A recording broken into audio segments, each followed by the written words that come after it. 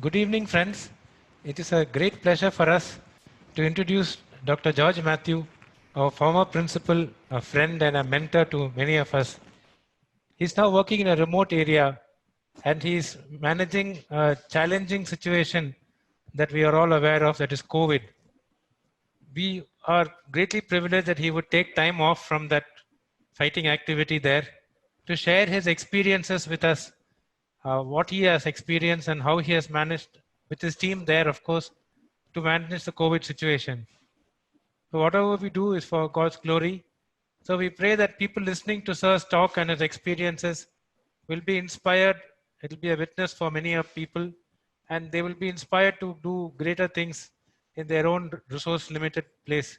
So I'm sure it's going to be a inspirational 1 hour, and I hope Sir will stay back and take questions from the varied audience at the end of it.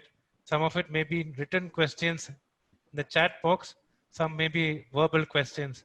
So once again, sir, we are deeply honored that you will come and speak to us. So over to you, sir. Thank you. Thank you, Tambu, for that very gracious introduction. Dear friends, good afternoon, and I'm really privileged and honored to be given this opportunity to share some of my experiences. I am indebted to Tambu David and Dr. Mohan for organizing this. And at the outset, let me tell you, this is not going to be a talk on cutting edge research or on the recent advances in the management of COVID. Rather, the experiences from a very remote and resource constrained location and how we manage to cope with the disadvantages we have. So first of all, let me take you to the place where I'm currently am.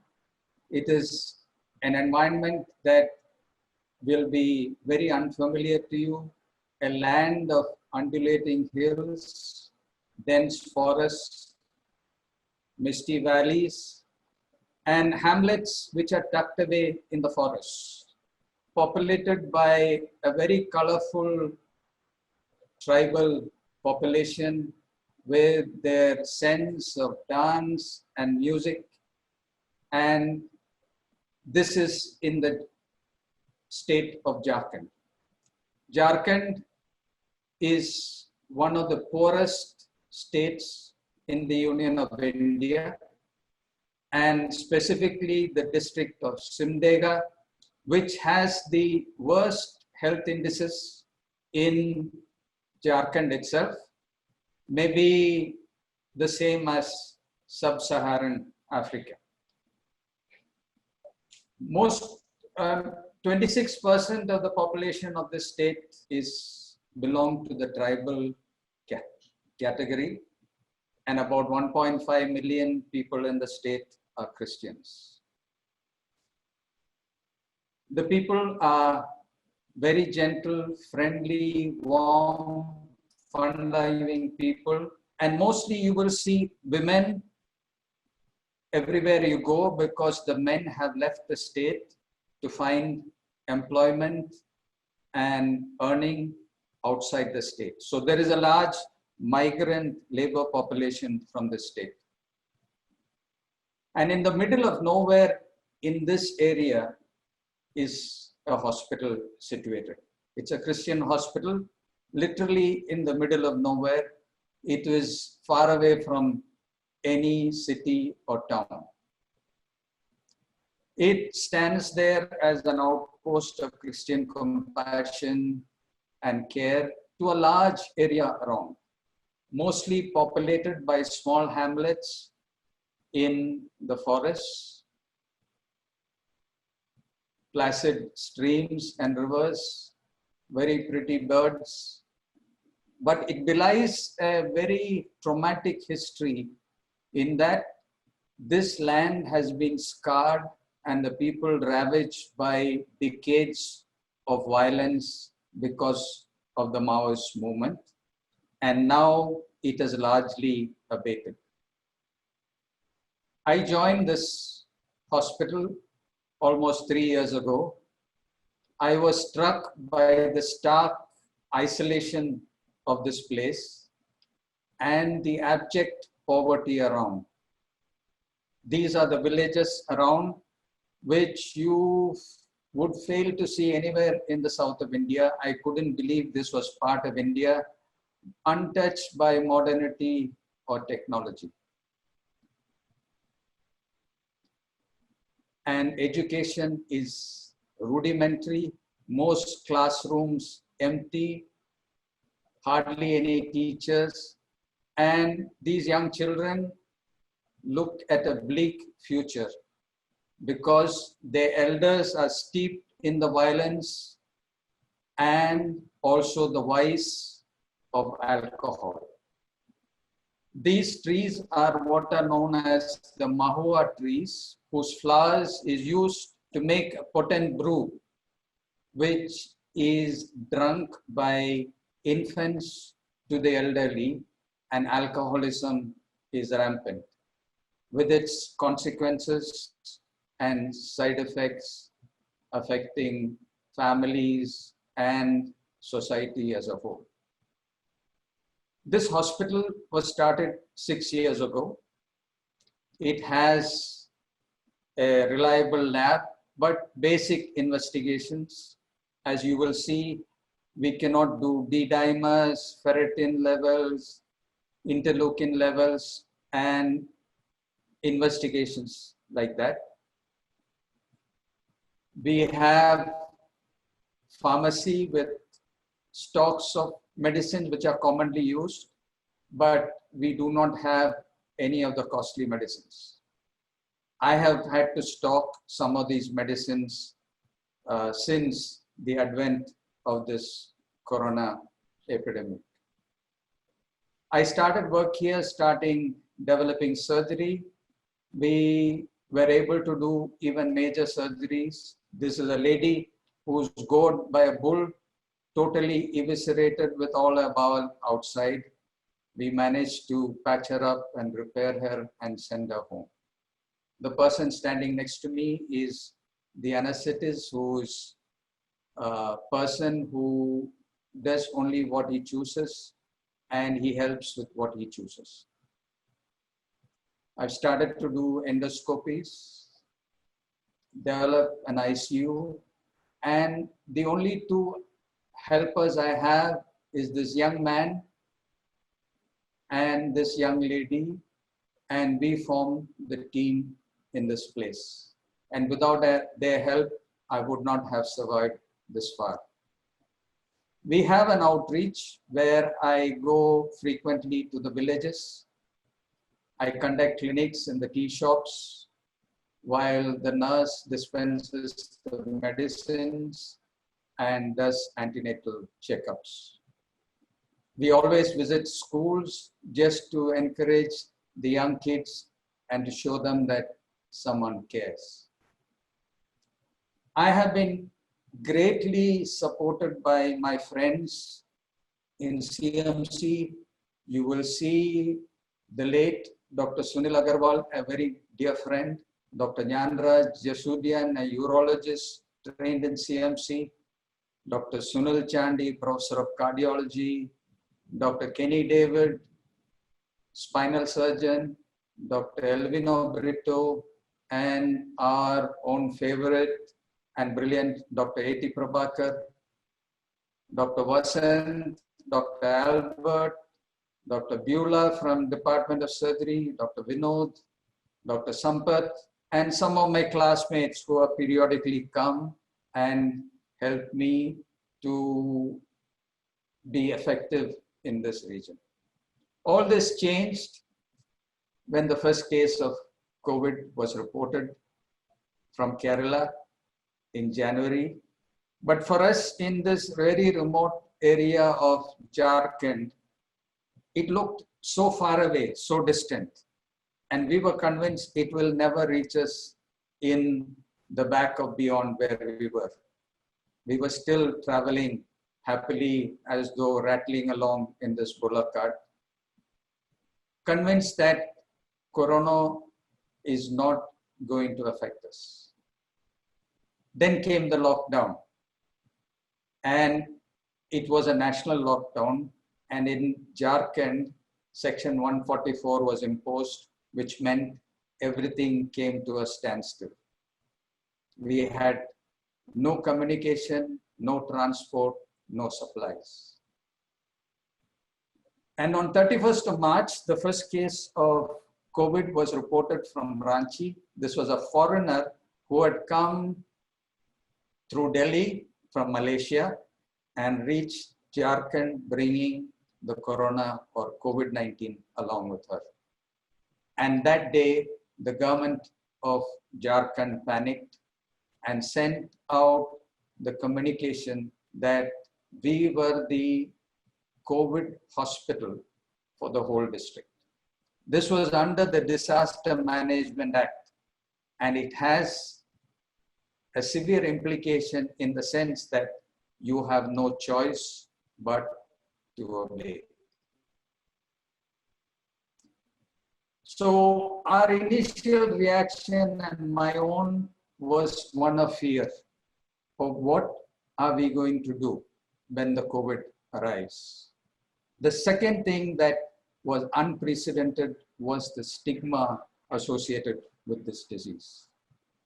The third was the lack of information and the difficulty in communication with colleagues and contemporaries elsewhere.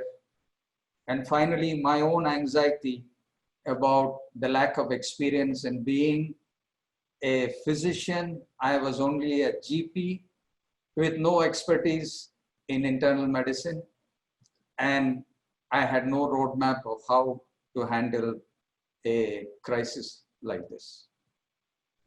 The biggest challenge was manpower, and the others equally formidable were supplies and material, and lastly, not but least, was funds or money. I was a senior doctor, 70 years old, diabetic, hypertensive, on drugs, all the drugs that you can name. As I told you, there was an anesthetist to help me, but who would come only if there was a case to be intubated, and that is all the involvement he wanted to have with COVID. I had 2 junior doctors, 1 and 2 years post-undergraduate, 15 nurses, mostly A&Ms, a few general nurses, and already 3 had applied for maternity leave. All the other staff that we had in the hospital were locally trained. They had no formal education. They could sign their name, count to 100. The housekeeping and the laundry staff had no education at all. And it was a formidable challenge to try and inform them and educate them about what this pandemic and this threat was about. There was no PPEs available. Even in the capital of Ranchi, there was no PPEs that could be procured or available. The government hospital gave me 3 sets of PPEs saying, you have to do with this. There were no medicines available. I had chloroquine because this area is endemic for malaria, but there was no hydroxychloroquine available. And for a long time, I could not get hydroxychloroquine. There was no N95 mask. Oxygen was going to be a formidable challenge because their nearest oxygen refilling center was in the neighboring state of Orissa, and it would take on a normal working time 48 hours to get the refill. With the lockdown, it was going to take a minimum of 3 to 4 days to get refills. Of course, there were no things like hand sanitizers. So I started by making our own PPEs. We collected material, whatever was in the hospital, whatever was available locally, cloth, plastic. We started to make our own PPEs because we knew before long we will have our first patient. So everybody pitched in. We made our own PPEs. We made our own masks. These are the triple layer masks which we made on our own, apart from the paper masks which are disposable. The next thing that I had to face was the stigma. This was all pervasive and unprecedented. Our staff were so stigmatized because they were working in this hospital. By this time, there were billboards all over the town and outside our gate saying we are the COVID hospital, and no entry was allowed. So the villagers knew that we were going to deal with COVID, and for some strange reason, they also decided that we are harboring the virus. So many of our staff were ostracized and discriminated, and almost physical violence was experienced by them. They were told not to work in the hospital, or they will need to stay in the hospital and not come back. So the only solution was to take them into the hospital, give them accommodation and food. This was another enormous burden. So we started feeding everybody, accommodating everybody. Although we didn't have money, we begged or borrowed and had to do with taking care of these staff, amounting to about 80 people. We started the COVID isolation facility. We had two facilities, one for asymptomatic patients where they would monitor themselves, and for symptomatic and those with comorbidity where the staff would then monitor them and there would be oxygen facility in the bedside. Fear was the other thing that I had to face, including my own fear. Fears of all our staff of what will happen to them if they get infected, if their family get infected, who will take care of them. And finally, also fear of inadequacy in dealing with what was to be the complications of this deadly virus. Someone said, courage is not the absence of fear, but courage is to stand up and face the danger even when you are shivering in your shoes. So we started with prayer, gathering everybody. Keeping everyone together was our prime aim. To pray together, discuss together, share our problems, find solutions. And everything was done together, taking them through the protocols, the practices we will institute, starting from the security, wearing the PPEs. This is the PPE that we made on our own. This was extremely uncomfortable. Staying in this PPE for 2 to 3 hours exhausted you. You were soaked in sweat, but there was no other alternative. We made our own protocols for screening of patients. One of the things that I started from the beginning is that all patients would wear a mask as well as a plastic bag on their head to cover their nose and mouth, because I was worried about droplet infection. We had no laser thermometers. We had only the ordinary thermometers, which we used, and we kept a distance with these modifications like this to measure their temperature, an ancient pulse oximeter, and barriers for examining patients, which we innovated ourselves. In the ward, we tried to keep as much distance in monitoring patients. All patients would come by the nursing station, measure their saturations, and go back to their rooms. This was one way we could keep close contact. I went through the protocols, the practices, morning, afternoon, and evening with our staff because their levels of training and education varied. Some had no idea what we were dealing with, but they understood what we had to do, step 1, step 2, step 3. We taught every one of them how to don and doff PPEs, including the cleaning staff, the laundry staff, because all of them were going to be now part of this team because I had nobody else.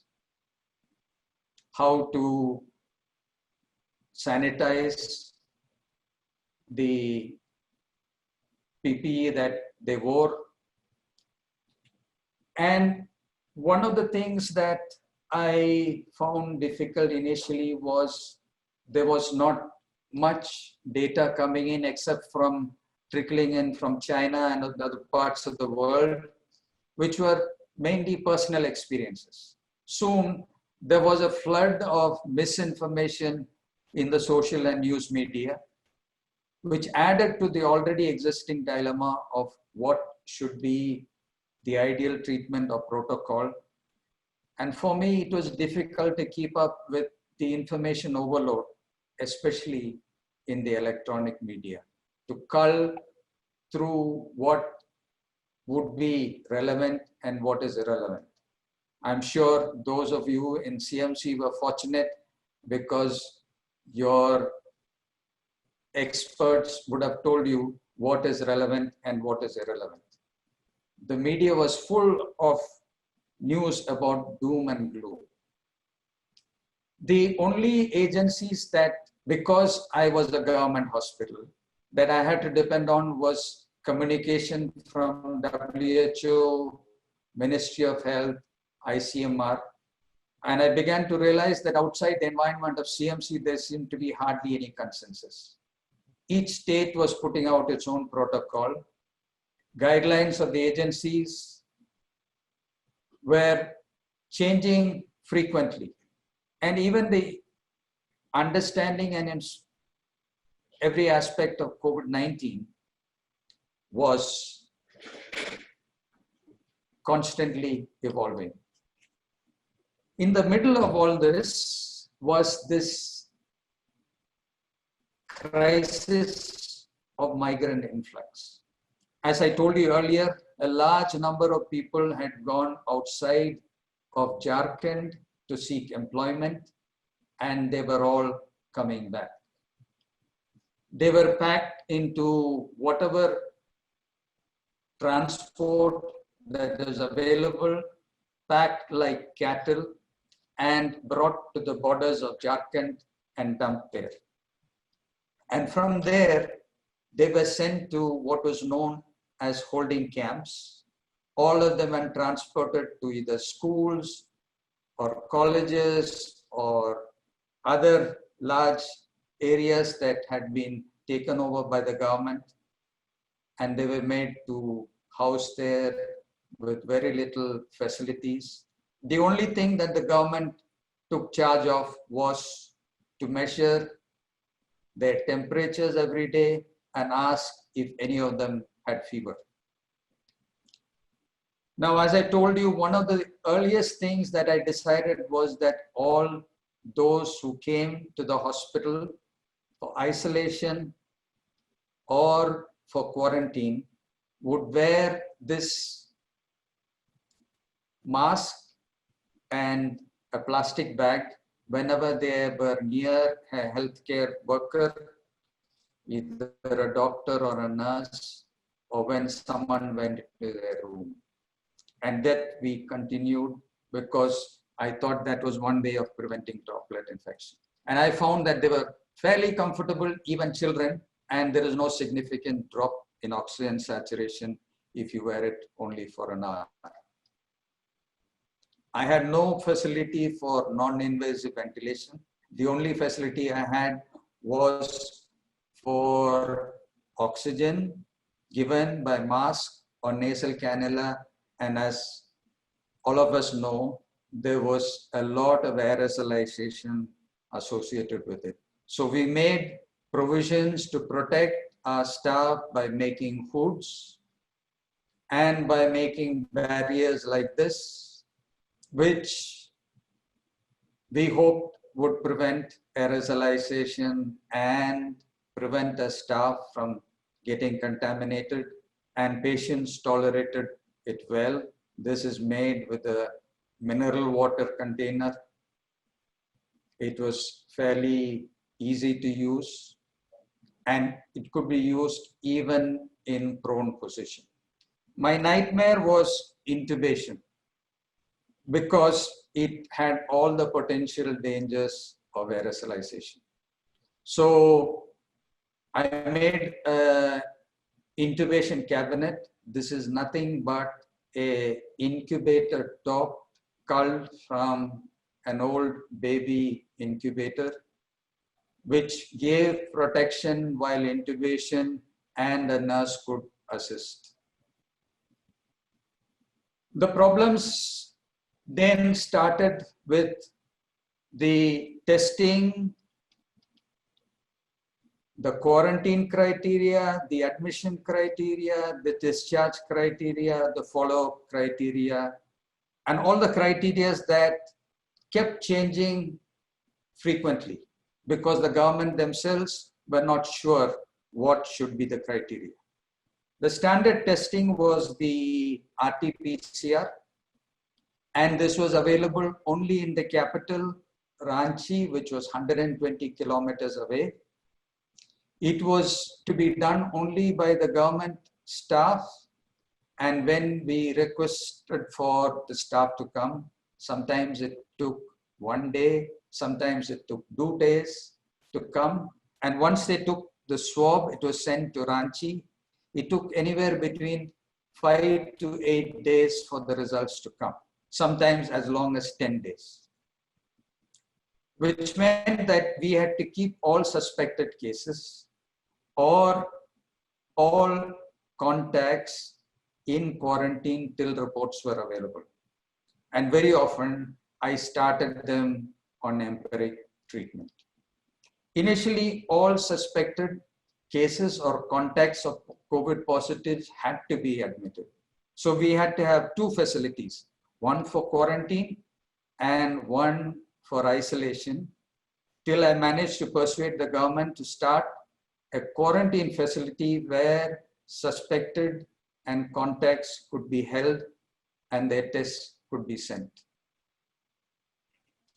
Although there was a lot of these migrant laborers in camps who arrived, the only monitoring that was done was temperature, and anyone who complained of fever was then sent to us as a suspected case.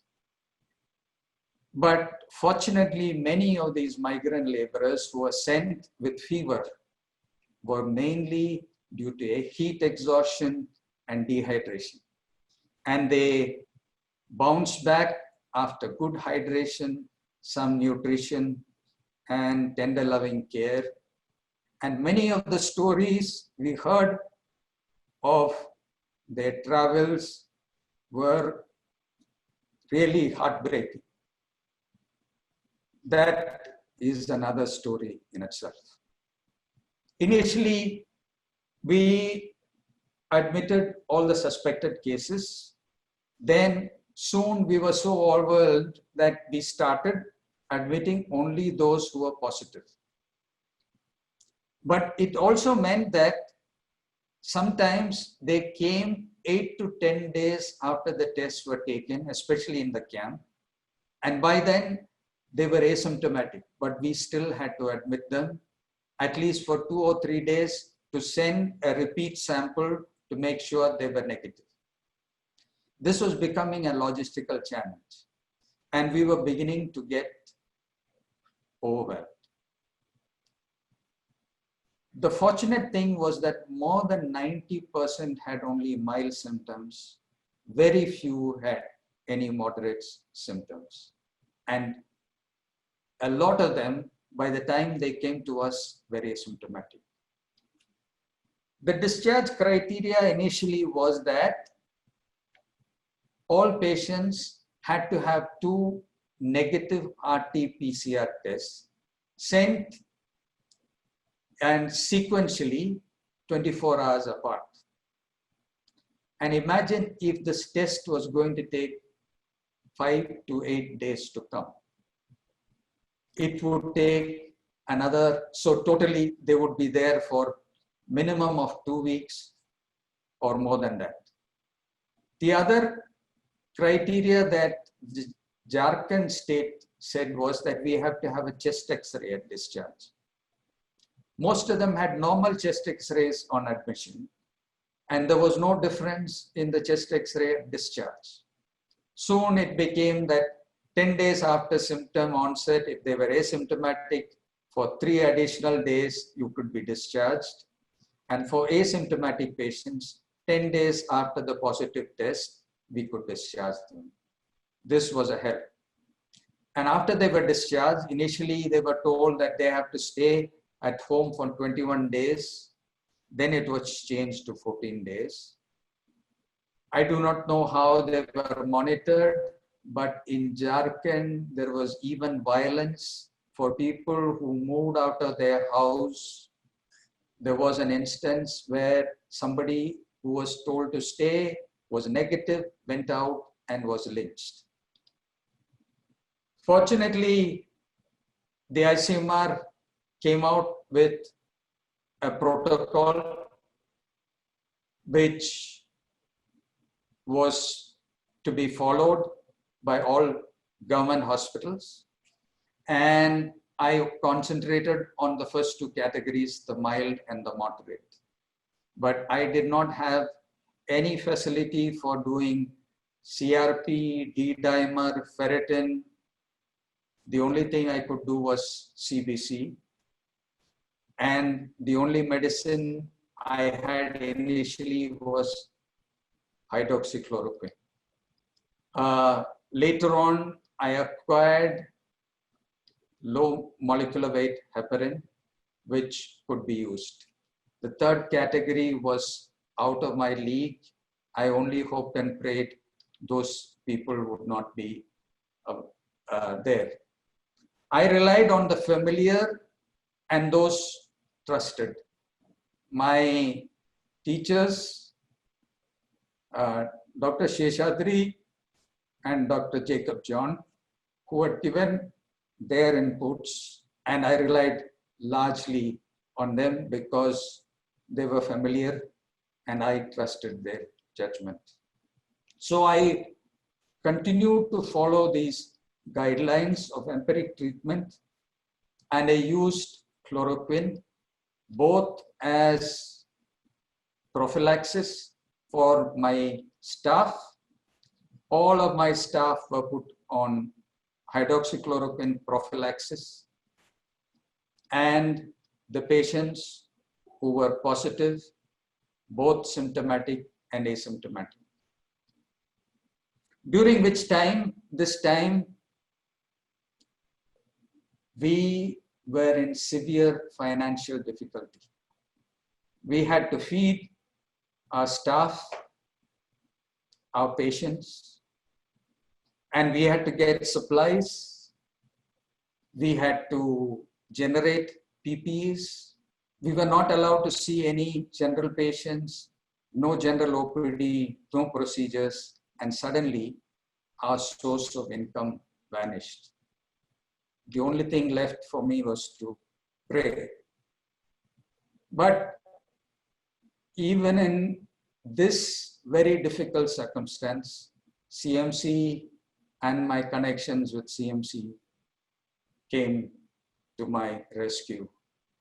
I should mention Dr. John Newman from Orissa, Bisam Katak, who contacted a lot of his schoolmates from Adaskada School and his classmates from CMC, who donated generously, and connected me to Azim Premji's philanthropic initiative. My batch of 1969, who gave very generously and put me in touch with Tata Trust. many CMC alumni, my teachers, my second home, the Department of Surgery, current faculty of CMC and former colleagues, and the Doon School in memory of my dear friend, the late Dr. Sunil Agarwal, and through Dr. Pramod Jacob, came forward to gift PPEs and medicines. To all these and many more, I am eternally grateful. We have looked after 173 cases till now, ranging from 1 year to 65 years.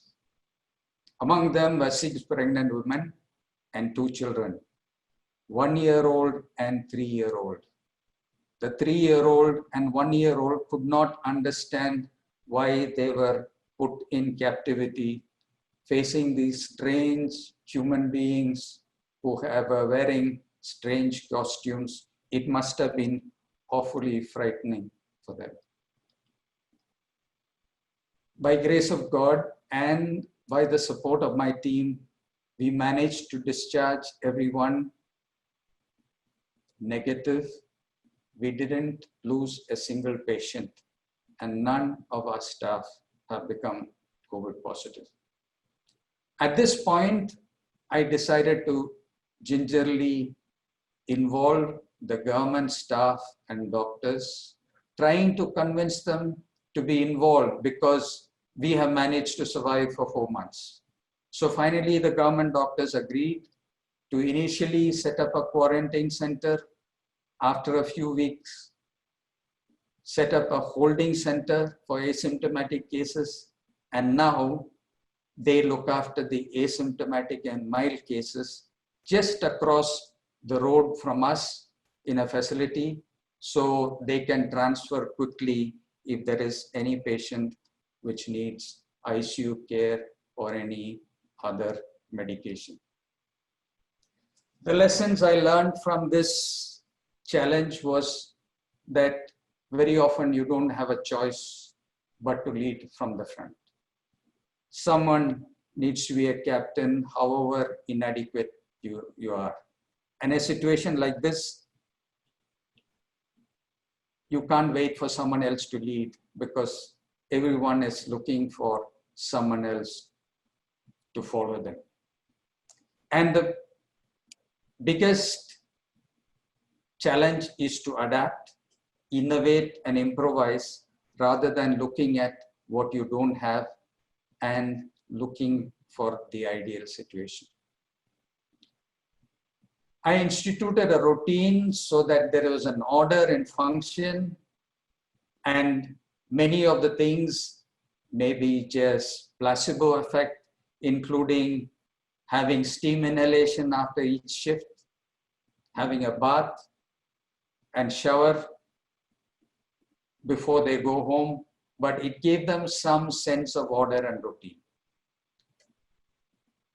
I could not expect or demand perfection from my team because their education levels and competencies were varied.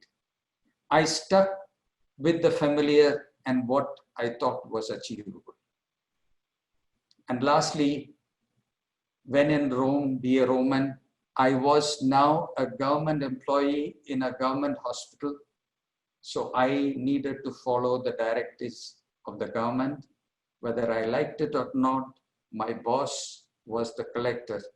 And even he had to be informed when I discharged a patient and take his consent. The personal health of our team was paramount to me, and there was zero tolerance in catering to that.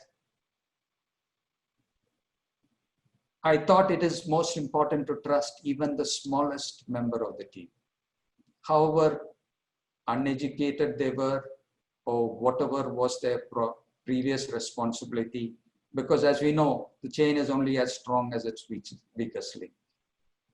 Somehow I had to convince everyone that we can do it, and had to be deliberately calm and bounded optimism in the sense that I did not share my fears with any of them. Someone said, courage is the art of being the only one who knows you are scared to death. So finally, the key to our survival up to now has been grace. Grace of God and the grace of a lot of people who came to us with their support. A lot of grit of the team that I gathered around me, who hung in there day in and day out. And gratitude to God as well as gratitude to each other for the job which was difficult and we were able to do. The situation in Simdega is not very good. Today up to now there has been 700 cases. Most of them are occurred and there have been 2 deaths, but these are not deaths within our facility. These were deaths of people from Simdega who went to Ranchi for treatment. We are living in unprecedented times. I'm talking mainly to the young doctors, my friends who are in training. This unprecedented times, we do not know how long it is going to last. But I wanted to quote from the Fellowship of the Rain, which says, where Frodo says, I wish it need not have happened in my time. And Gandalf says, so do I. And so do we all who live in times such as this. But it is not for us to decide. What we have to do is decide is what to do with the time we have. So my young friends, all we have to do is to decide what to do with the time that is given to us. All of you are fortunate and privileged to be in this wonderful institution of CMC, with its infrastructure, with its ethos, with its support systems, and you are privileged. This institution cannot be duplicated anywhere. Some of you will move out of these institutions, and do not despair that you cannot duplicate CMC. But what you can carry with you is the spirit of CMC wherever you go, which essence is that the spirit of one, or the power of one, that you can make a difference wherever you are, as long as you strive for the ultimate good in the other. In other words, follow the creed, not to be ministered unto, but to minister. God bless each one of you and keep you safe. Thank you. Thank you, sir. That's a wonderful talk, sir. We could learn so much from that, sir. Sir, there are some questions and comments are coming, sir. Yes. I'll just read out questions and comments, sir. Okay. Shall I go ahead, sir? Yeah, please go ahead. Yes, sir. So first question, sir. Sir, how about ventilation and oxygen supply? How are you managing the supply? What about medicines, especially antivirals? Oxygen, we have only cylinders. We have large cylinders which has to be connected to our piping system, which is available only in the ICU. In the wards, we use portable cylinders. We do not have non-invasive ventilation like CPAP, BiPAP. I would have loved to get it, but we only can use high flow oxygen with mask or nasal prongs. We have 3 ventilators we can intubate and ventilate, and my prayer is that we don't have to ventilate. Oxygen supply is erratic. Can you hear me? Hello? Yes, sir. Yes, sir. Oxygen supply is erratic. We have to get it from more than 100 kilometers away, and it takes almost 3 days when we send our vehicle to refill, collect the filled cylinders and bring it back. Now the logistics are formidable. We have to get permission from the district authorities, from the police, from 2 states, and it is a logistical challenge. But we have been managing because there is a vehicle going up and down collecting oxygen cylinders. Medicines, we could get medicine only from Ranchi. Most of the medicines were not available because of the lockdown. We tried to get as much medicine as possible. So what we have is the basic medicines, hydroxychloroquine, ivermectin, doxycycline. I have no other antivirals, no remdesivir, no monoclonal antibodies. I have dexamethasone. I have no low molecular weight heparin. Sir, next question, sir. Did you have to do any emergency surgeries on a COVID positive patient? We were told to stop all surgeries. We were not to see any non-COVID patients. So they went to the government hospital. So as of now, I have not done any emergency surgeries. Things may change now that the local government hospital has started seeing the mild cases and asymptomatic ones, at which time we hope we can do testing or take adequate precaution for emergency surgeries. But till now, we were not allowed to do any surgeries. So there is a comment from Dr. Daisy Dharmaraj. It says, well done, sir. A true, faithful, brave servant. 3 cheers to the silver and blue. How is the community response or community education going? There is community education going. We do not go outside of the 4 walls of the hospital at the moment because of the stigma attached. Many of the villages have barricaded themselves.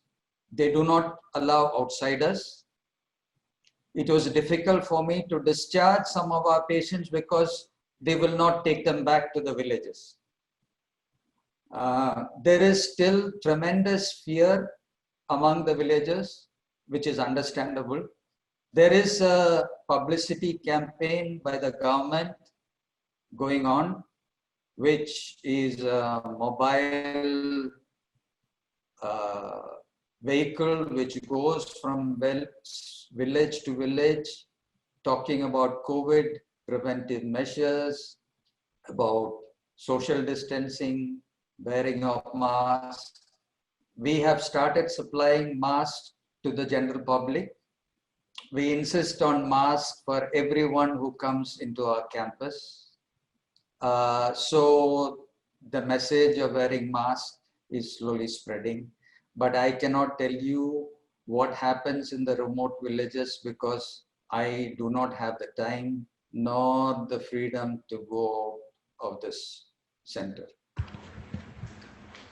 So there are some comments coming up from Dr. Vijay and Dr. Ann. That was wonderful, a great achievement. May God continue to protect you and make you a blessing to many. Another comment from Dr. Geeta Rana.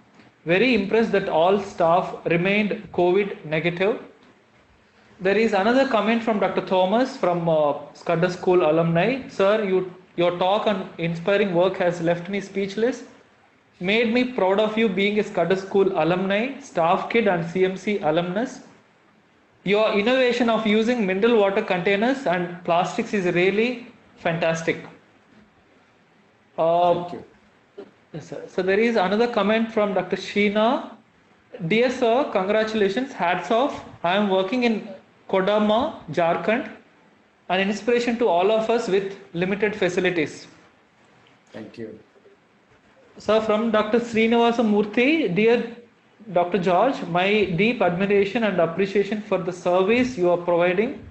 I can say that I have not heard a similar heartwarming presentation in all my professional life. Congratulations. I am an alumni of CMC 1964 batch. I am now retired professor of psychiatry. Yes, I remember him. Yes. I am introducing myself to offer my professional support to you and your team. Thank you. Thank you very much. The presentation was very Thank you so much. impressive. You and your team are doing valuable service. Ma'am, go down, ma'am.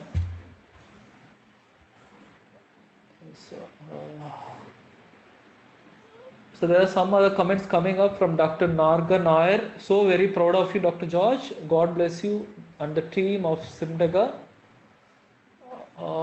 And from Dr. Thomas again, I hope we in CMC can at least send you our protocols and some used N95 masks which have been sterilized to start with. Thank Ma'am, you. just go down now. Ma'am, just go down now. From Dr. Dimple Jamkhandi, sir, commendable, God be with you and the entire team. So there is one question coming from Dr. Chandra Singh. How can we prepare ourselves when we are young amidst all the busyness of our day-to-day life to equip ourselves with the mindset not to be ministered unto but to minister?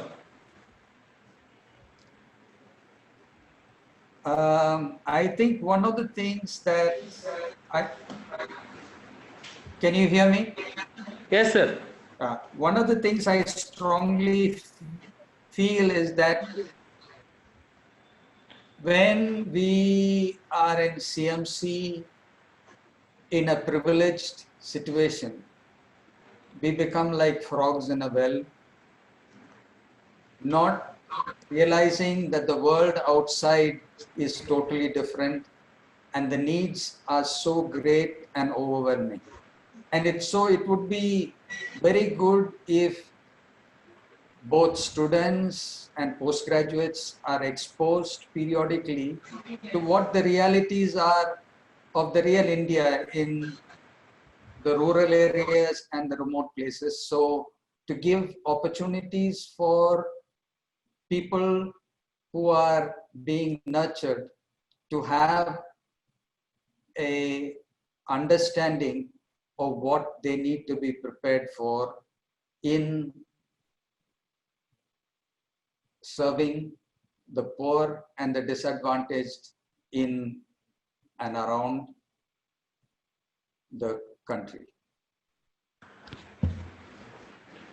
Sir, from Dr. Pramod Jacob, Dr. George is a true inspiration and for me a living hero. He and his team took up the challenge without flinching. He and the Shanti Bhavan Hospital has a big fan club among the Doon School alumnus. There is another comment from Thank you, Dr. Pramod. Christopher. Yes, sir. So another comment from Dr. Christopher Moses, very inspiring under difficult circumstances. Thank you. Sir, from Dr. Praveen Benjamin, thank you so much, sir, for looking after people who nobody would look after in spite of so many dangers to yourself and your staff. You are an inspiration to us. Thank you. Sir, from Navajivan Hospital, Jharkhand, praying for your safety and the safety of all your staff. Very inspiring talk, sir. Thank you. Thank you. Sir, from there is one question coming up from Dr. Nithin. Sir, did you reuse homemade PPEs and how did you dispose biomedical waste? We were using a company to take some of our biomedical waste to a town which is about 80 kilometers from here, and they were disposing it. but all those have now stopped. So what we do is we have a local incinerator where we burn, and some of the material we bury. But before we do that, we put them into hypochlorite solution long enough so that it is all disinfected, and then only dispose them of, especially the disposable material. The cloth, PPEs, and the mask we reuse. We soak them in hypochlorite, then soak it in soap water. We wash it, we dry it in the sun, and then autoclave it. So there is another comment from Dr. Alfia from Bisam Katak. A truly inspiring talk, sir, about your work in these challenging times. God be with you all. Thank you. So there is another question coming up. Sir, did you get any monetary support from the government? We got so far a token amount of 2 lakhs, which they said we have to manage with. Our expenses have come to almost 1 crore for the past 4 to 5 months. As I told you earlier, the Azim Premji Philanthropic Foundation came forward to help us significantly, and they have given a large grant which will pay partly for all the expenses that we have incurred till now. But we still have a large deficit, which reflects on the fact that we cannot pay our salaries, and we owe a lot of balance to our suppliers.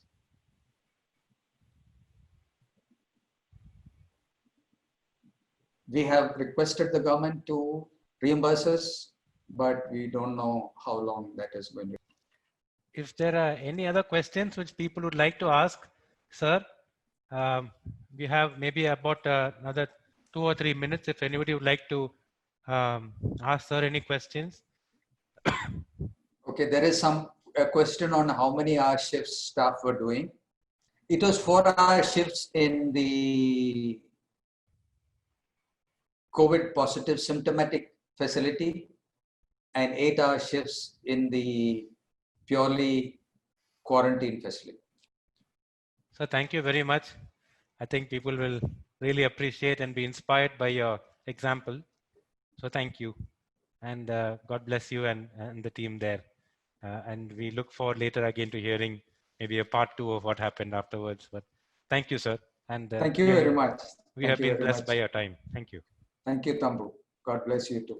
Thank you, sir. Thank you, everyone. And God bless you all and keep you safe. Thank you. Okay.